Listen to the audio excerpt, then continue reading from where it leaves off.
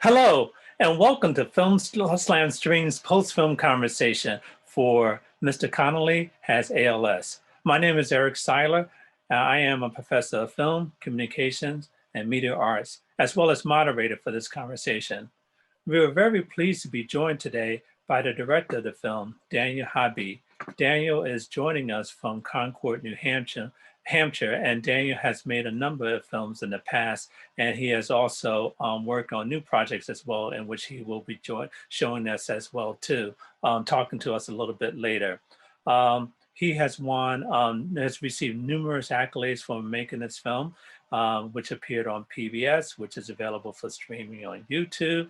In 2014, he was appointed by President Barack Obama to the President's Commission for People with Intellectual Disabilities. Mr. Habib has a wife, Betsy, who lives in Concord, New Hampshire, and he has a son named Isaiah, and you also have met his other son, Samuel, who is featured in the film. So Dan, welcome, and thank you very much for joining us today. Thanks, Eric. It's really great to be with you. Thanks for having me. Well, it's our pleasure. Let's just get right into it. Your son, I am gathering, was probably the inspiration for you making this film. Can you talk a little bit about that and how this film came about?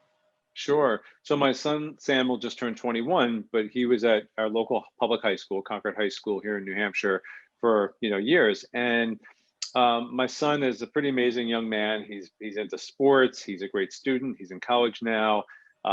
He loves science and history. He also has a lot of serious health and disability issues. He uses a wheelchair and a communication device. And one day I was hanging out with him at the school parade for homecoming day and supporting him. And Mr. Connolly, the principal, came over.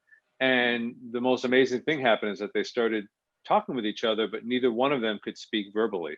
Mr. Connolly, as people saw in the film, had lost his ability to speak because of ALS. Samuel often uses a communication device because it's really hard for him to speak. And I saw the two of them talking to each other, Mr. Connolly with an iPad, Samuel with his computer.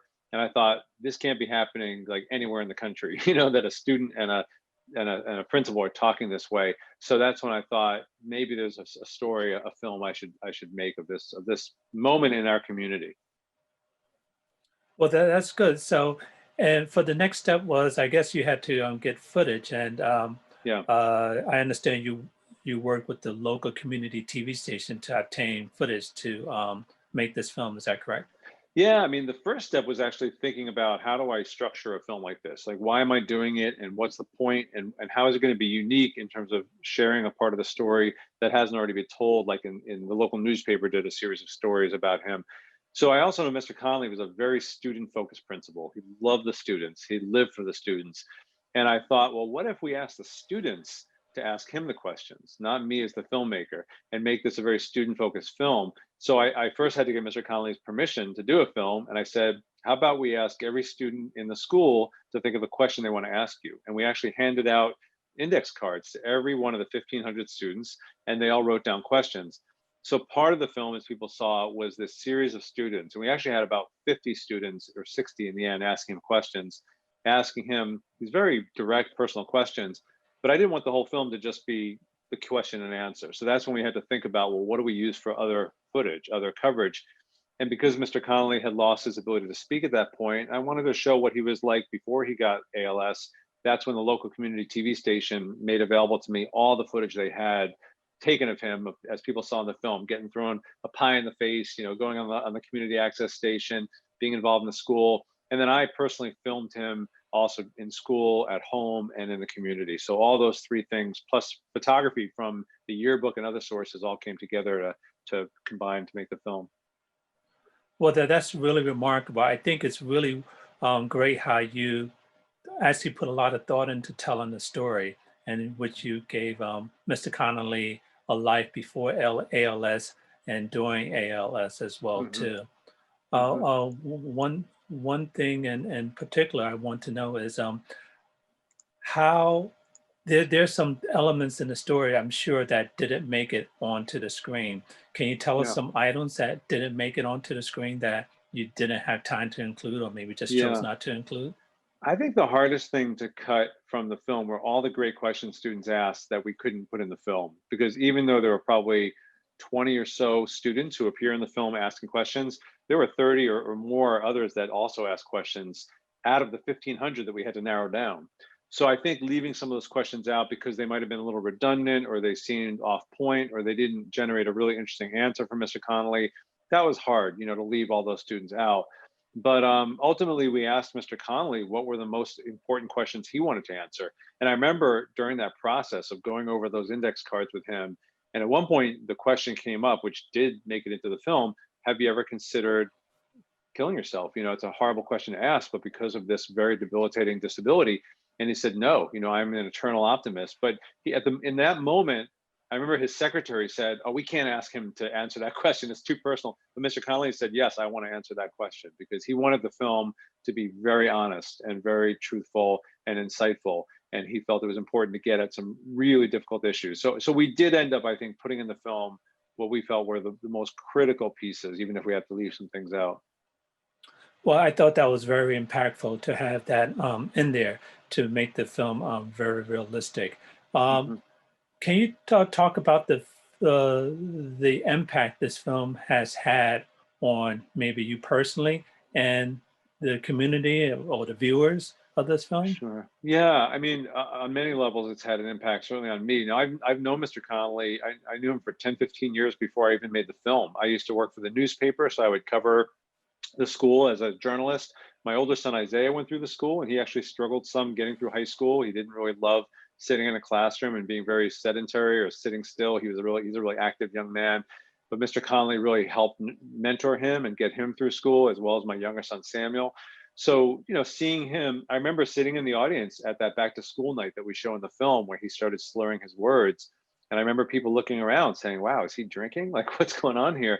And it turned out that was the early signs of ALS. So I think seeing a very beloved member of our community develop a horrible disease and slowly lose their ability to speak, walk, and ultimately pass away, which he did a couple of years ago, now, year and a half ago, was very devastating personally, right?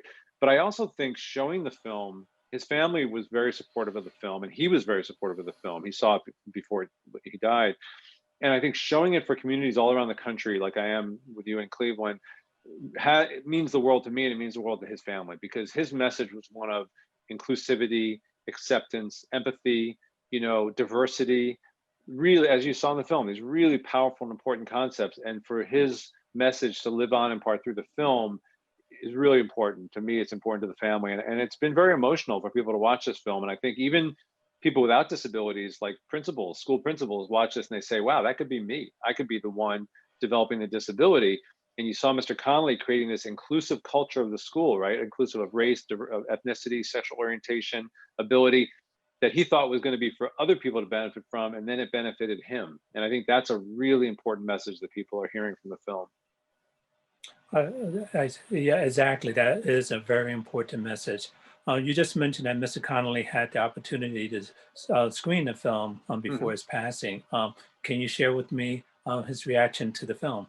Sure. He came to the premiere in Concord. You know, he was a big part of it. He pre-recorded a really beautiful statement about it, so he was featured as a panelist. I remember at one point I said to him, I was visiting with him as we were finishing the film, and I said, you know, to me, this film really is a lot about inclusion, and about especially inclusion of people with disabilities, which is very close to my heart. And all my other films look at disability and inclusion. I said, am I overemphasizing that in your life? Like, did you really feel as passionately about including kids with disabilities as I am showing in the film? And at that point, he was only able to communicate by directing a laser pointer at a letterboard on the wall. And he would spell out words by pointing to one letter at a time. And he wrote out very slowly, that will be my greatest legacy: inclusive education, inclusion. So that's when I knew he felt really good about the film and the way that it was framed, that he felt that it did capture, you know, his passions and his life as best as you can, anybody's life in, you know, half an hour. I absolutely. I just want to remind our viewers we are talking to Dan Habib, the director of Mr. Connolly Has ALS. If you have questions, please put them in the Q&A portal and we'll get to them as time allows. One thing Mr. Connolly said, Dan, during the film was, he says, if you love someone, you have to tell them. And, you know, he was famous for many quotes, but that's one of the quotes that he stood by. Um, After seeing this film, after having made this film, if you had a quote or a message to give to viewers, what would you want them to remember from this film?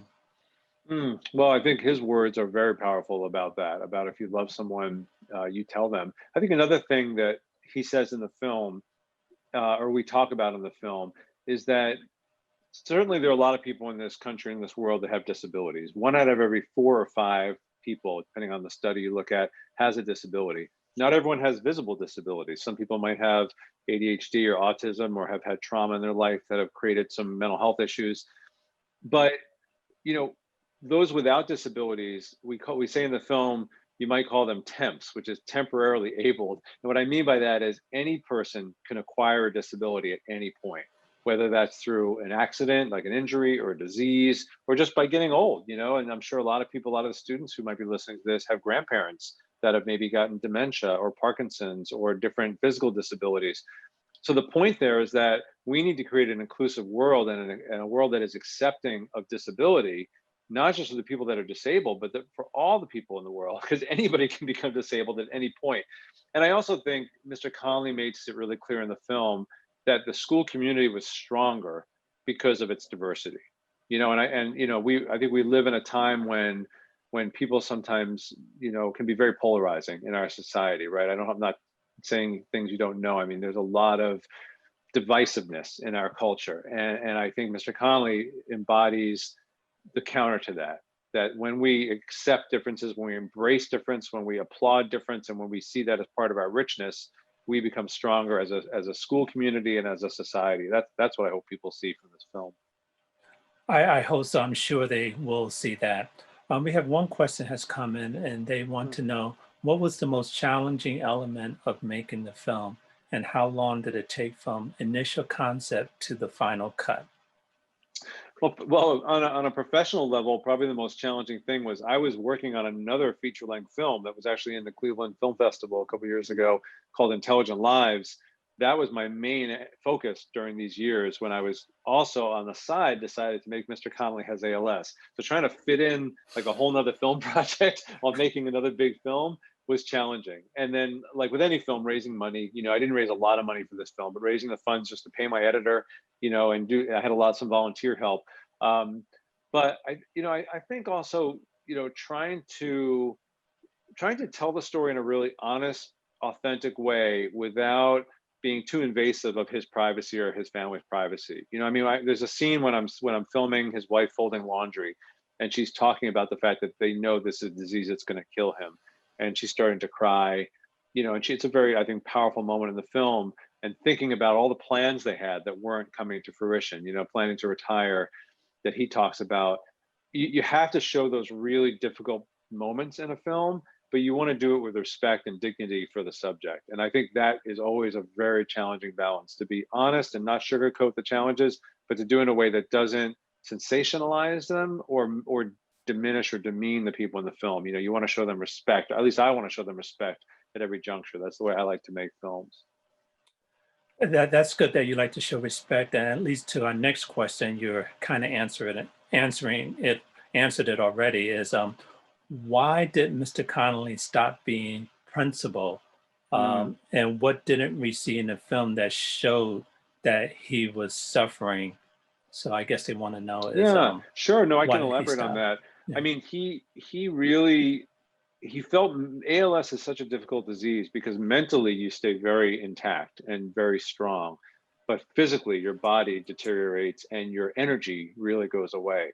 So he would tell me that it wasn't his mental capacity, it was his energy. He would wake up in the morning and be exhausted at 9 in the morning. And so he just didn't feel at some point that he had the energy and the stamina to do what it takes to do a very demanding job, which we all know is a very demanding job. Any job in education is demanding, but certainly to be a principal is a very demanding job. And he cared so much about the kids that when he felt like he couldn't be there for them 100%, I think is when he realized it was time to step aside. But that was a painful decision for him. Oh, interesting. But he could have stayed on as principal if he was still had the energy. He Yeah. wasn't, I guess, encouraged to leave No, because he of the really wasn't. disability. Not as far as I know. I never heard anything like that. The school was very supportive. The district was supportive. He was very well loved. And I think, frankly, even without the ability to speak or move on his own, even once he was using a scooter or a wheelchair, and when he was using the communication device, he was still very effective as a leader. It was just his energy. So I think that's also a really important point, is that you can be in a very important, powerful leadership role in society, whether it's in a school or in government or in lots of different jobs, and not navigate the world the way a lot of people do. You can do it without having the ability to speak or the ability to move. And my son Samuel, who's 21, as I said, uses a wheelchair, uses a communication device. He's going to college and passing classes. He is working and making money, and I'm really proud of him for that. And I think Mr. Connolly set a very good example for how that can be possible. That he did, and I know you mentioned before we started our interview that Mr. Connolly has some um uh, accolades at the school. He has a bench named after him, Hmm. and what else does he have at the school? Yeah. So he, as I may or may not have mentioned during our interview just now, he did pass away about a year and a half ago, and he um, the students, of course, and staff wanted to do some special things for him. So he was known, as you saw in the film, for being out there and greeting students every morning as they arrived at school. And he would stand at the same spot right in the front of the school and just high five and greet and chat with students. And he remembered every student's name and lots of things about them. So they put a bench, a granite bench, right in that spot named after him. And then at the football stadium, they also named the press box after him, because he was the announcer for the football games. And also, I just remembered that they started a scholarship fund in his name at the school for students that were interested in pursuing education and inclusive education as well. So that, he's definitely not forgotten. There's a lot of strong feelings about him in the community years later. That's wonderful. Did you see in the film, did Mr. Connolly do anything? I know he was. You mentioned he's very inclusive. Did he do anything more since he was diagnosed with this disease for students with disabilities, or did he just continue the same because that's the way he was? Yeah, that's a good question. I don't. I think he probably continued the same as strongly as ever. But what he did express to me, and you see this in a scene towards the end of the film where we come in really close on his face, and you hear his voice, and he's kind of lost a lot of his ability to speak at that point and show expression. He talks about how he never really understood the experience of a person with disability until he became disabled, and the fact that people started talking down to him, and started talking slowly to him and started treating him like he was not intelligent anymore. That was very profound for him, I think, to understand that. And so I don't think he had a lot more he needed to change at that point. I mean, one of the things that he did specifically, which maybe some of the students and teachers will really appreciate, is he ended the practice of tracking in the school, meaning that certain kids who seem to be high academic achievers go on to one English class, and certain kids who are struggling going to another English class. He stopped that so that kids of all different learning abilities were in class together. I mean, you still had some AP classes, but in the general classes, there were students of all abilities together. He was so proud of that. And I think it just reinforced those decisions to not create separate tracks or segregated environments for different kinds of students in the school. Well, that's really good. That's really good.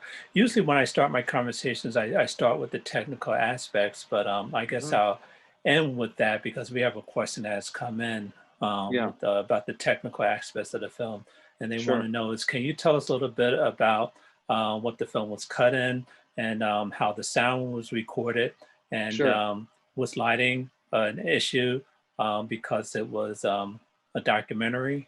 Yeah. Well, yeah, it's a great question. We worked with a lot of different kinds of media for this film. So there were kind of like three primary different kinds of media. We had all the archival footage of him from the community TV station, all the older footage of him, and we just took what we got for that. It was just, you just got it off the servers, and you just hope for the best you can get. Um, but I really believe that, I always say content is king. Like, if you have strong content, if you've got a shot of a kid throwing a pie in Mr. Connolly's face, I don't care if it's grainy, if it's underlit, if it's far back, like, the content is funny and it's strong. And there's a shot in the film where he like acts in this kind of funny video where he dunks a basketball. There's another shot where he's wearing scuba gear at the very end. I mean, technically it's not great material, but the content is so strong. So we had that to work with.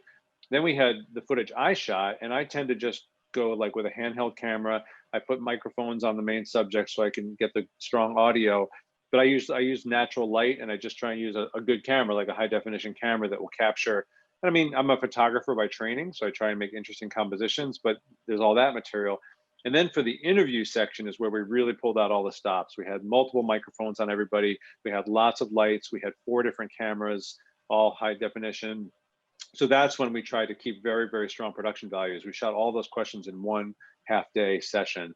And in that case, we really, really tried to make the production value strong. So I think it all blended pretty well together, but it was a pretty unusual combination of material.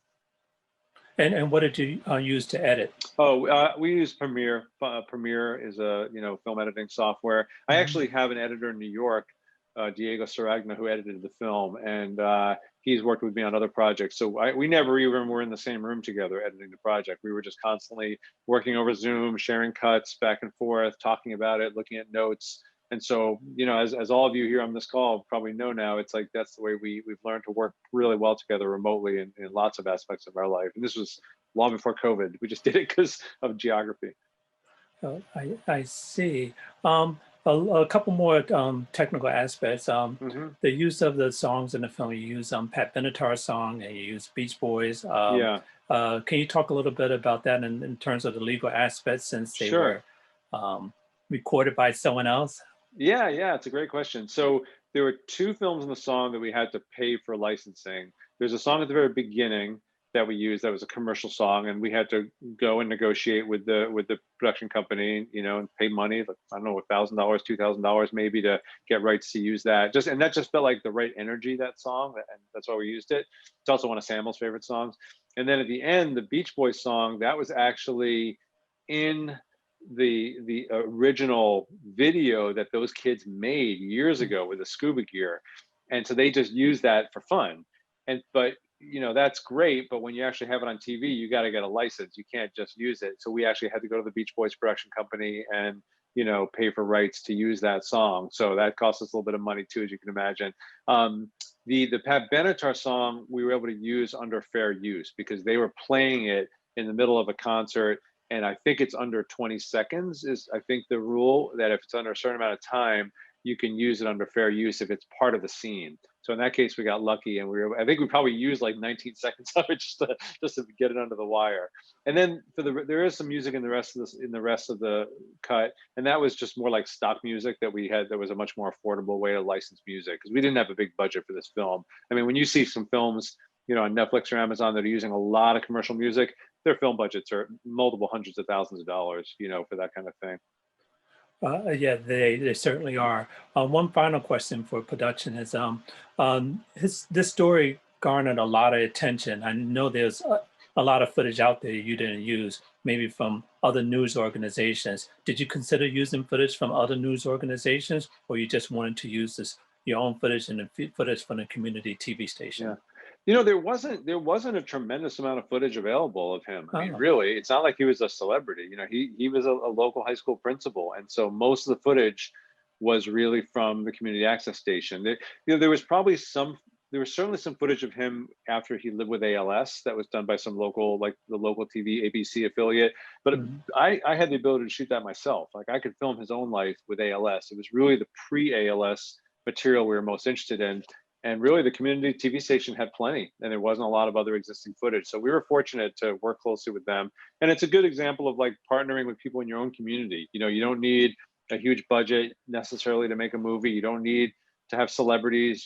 Just find the local stories and find your local partners and work with the material you have. And the most powerful asset we had were the students. Who were willing to ask those questions and be honest and really show their curiosity and go up on stage and swallow their nerves and have that moment where they just ask Mr. Connolly the question. That was our best resource with the students, for sure.